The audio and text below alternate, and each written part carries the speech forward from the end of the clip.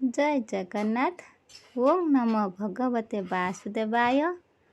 Friends, Sasmita का life story आउ एक नुआ रेसिपी को आपण मानक स्वागत। आज हेउछि खड़ामरा संक्रांति। खड़ामरा संक्रांति रे आमर आज डालमा आलू रेसिपी एवं कलरा गोटा भजा है। चलतु आम आलू रेसिपी केउ भली प्रस्तुत करिछु देखिनेबा।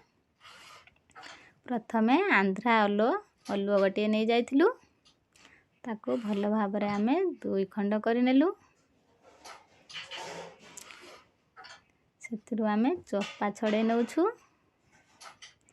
यहीपरि आम चोपा बाहर करनेलु, ताको पीस पीस करी काटी नेलु। आपण चाहिए मध्य पतला करी काटी परिबे। देखंतु आम ये पीस पीस करी काटी नेछु। आलू को मध्य धोई नेछु। एपटे कड़ाई भल भाव गरम हो जाइछि। से किछि तेल ऐड करी आम आलू को भल भाव भाजी नेबा। देखंतु हळदी कलर पाई किछि हळदी गुंड और लूण किछि पकई भल मिक्स करनेलु। से किछि गरम पानी ऐड करनेलु। बॉयल पाई तब किछि समय छाड़ी देबा। चलंतु चेक करि नेबा बॉयल हैला कि नाही। देखिबा 5% बॉयल हेबा पाई थिबो आमे बाहर करनेबा। आमे सेतरे खट्टा पानी ऐड करनेबा, जहा द्वारा खट्टा पानी से आलू रे भल भाव पसी जीवो। खट्टा पानी केउ भली आमे प्रस्तुत करूछु देखंतु। प्रथमे आमे किछि खट्टा नै जाइछु। खट्टा को भल भाव गोळे तार गर्दा काढी नेलु। सेतरे आमे किछि चीनी ऐड करि नै गोळे नेलु। खट्टारे पूर्वर लूण ऐड थिला। आलू 5% बाकी थिला सिझिबा पाई आमे सेतरे खट्टा पानी ऐड करनेलु। खट्टा पानी टिके भीतर को पसेला फुटीगला परे आमे ताको बाउल को बाहर करी आनिलु। एबे करेरे आमे किछि तेल ऐड करनेबा। सेतरे किछि फुटण ऐड करनेलु। प्याज मध्य किछि ऐड करनेबा।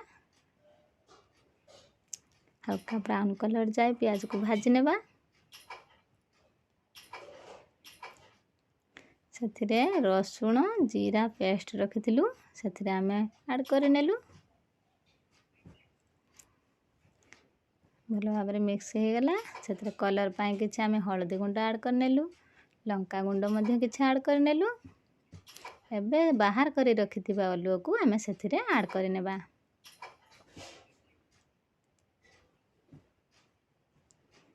भल भाव मिक्स करनेबा। किछि गरम पानी सेथिरे आमे ऐड करनेबा। आलू रेसिपी प्रस्तुत हो आसला। देखंतु केउ भली आलू रेसिपी प्रस्तुत हो गला। फ्रेंड्स, एपरी सुनिश्चित करी खाइबे एवं तार स्वाद केमिति लागुछि कमेंट मध्य जणैबे।